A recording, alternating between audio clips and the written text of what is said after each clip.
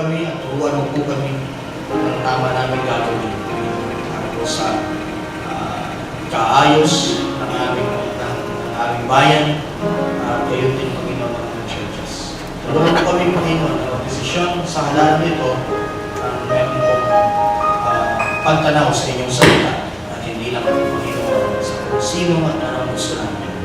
Aming dalangin sa pangalan ni Jesus. Morning!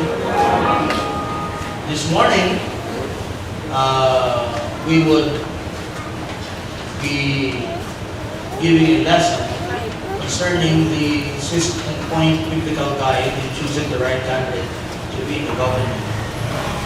Palagay ko ito ay tama lang at pananapan na bilang isang Pilipino Kristiyano ay makilahok tayo sa ganitong klase ng halalan, makilahok tayo sa ganitong klase ng event. Ito ang pagiging Pilipino at pagiging Kristiyano.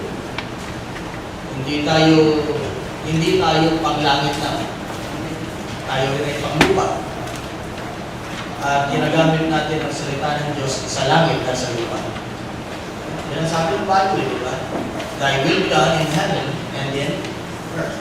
So, ngayon, papanahon at nararapat na pag-usapan natin hindi ang mga kandidato, hindi yung mga mudslinging na nakikita natin sa TV. Kundi pag-usapan natin ang guidelines. Itong guideline na ito ay ibinigay ng ating senior pastor. Okay? At hindi muli ang guideline ito. Dahil tamang-tama lamang na naglabasan ng maraming issues, naglabasan ng kung sinong ganito, kung sinong ganyan. Let's look at the Word of God. Unang request, na huwag tayong mag-away-away dahil sa election na ito. Amen. Mag-away-away. May kanya-kanya tayong manok. Kaya natin yung manok natin na magsabog. Huwag tayong gusto. Diba? May sa pula, sa puti, sa dilaw, sa asul. Pero hayaan na natin sila. Baka at the end of the day, nagkakabayan sila. Tayo din na nagkakabayan. No? So, easy lang po. Yung mga sinasabi kong guidelines natin. Huwag natin sasabihin na kung sino ang bumoto sa kandidato ngayon ay gano'n din ang kanyang ugali. Ay, wag po. Hindi ibig sabihin ay pinili nung isa si Duterte ay mahilig na rin siya magmura. O hindi ibig sabihin pinili nung isa si Marcos ay mandaraya siya. Hindi man ibig sabihin pinili nung isa si Miguel ay atheist siya.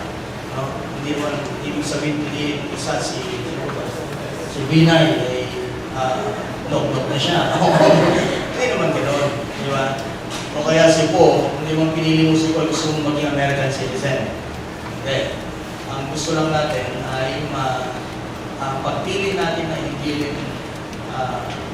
rin ayon sa kung ano yung kagustuhan lang natin at kung hindi yung ayon sa conception lang natin.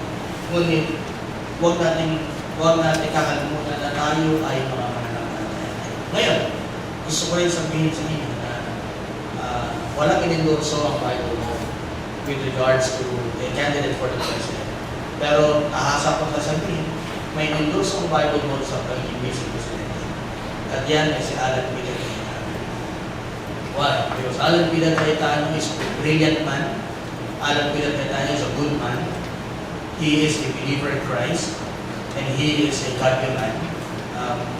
Sometimes more spiritual than many of us pastors. And Alan Peter Cayetano is a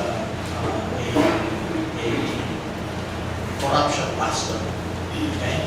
So, lahat ng Baptist pastors na kasama niya ay iniindus ko sa inyo ng hayagan ngayong araw na ito. Sa mga susunod pang mga araw, iboto po natin si Alan Peter Cayetano. Si Alan Peter Cayetano ay nakikinig kay Pastor Abate, kay Pastor Ruben Abate. Kaya hindi tumakbong presidente sa Alan Peter. It's because Pastor Ruben said, no.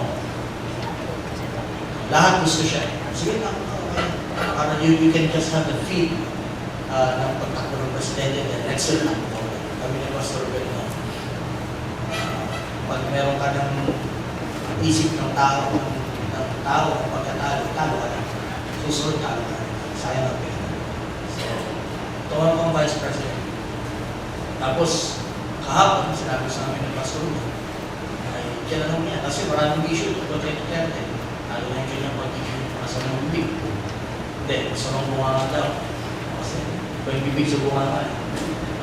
Sabi ni Pastor Glenn sa kanya, kay Alan Peter, because they had a meeting. Bakit ikaw ay pumunta sa ni Duterte? Eh, alam mo namang marami siyang issue na sa organizer, na mura, sabi ni Alan Peter, isa lang ang dapat natin gawin. Hindi ko pinili si Duterte. Ako ang pinili na maging busy president. Yung nakita yung poster doon, kaya nakakasa na yan. Pero pinili din niya ako maging busy president. Si Alvaro Vera. Hindi niya sinasabi yan. Gusto niya parang he must increase, I must increase. So, yun lang. No? Huwag tayo mag-away-away. Yung mga mudslinging ngayon, it's what do you call this? It's election period. This got just on. Ang mga mudslinging, ang mga patuhan ng mga putik, ang lalabas na ang mga lalabas ang mga hindi mo inaakala.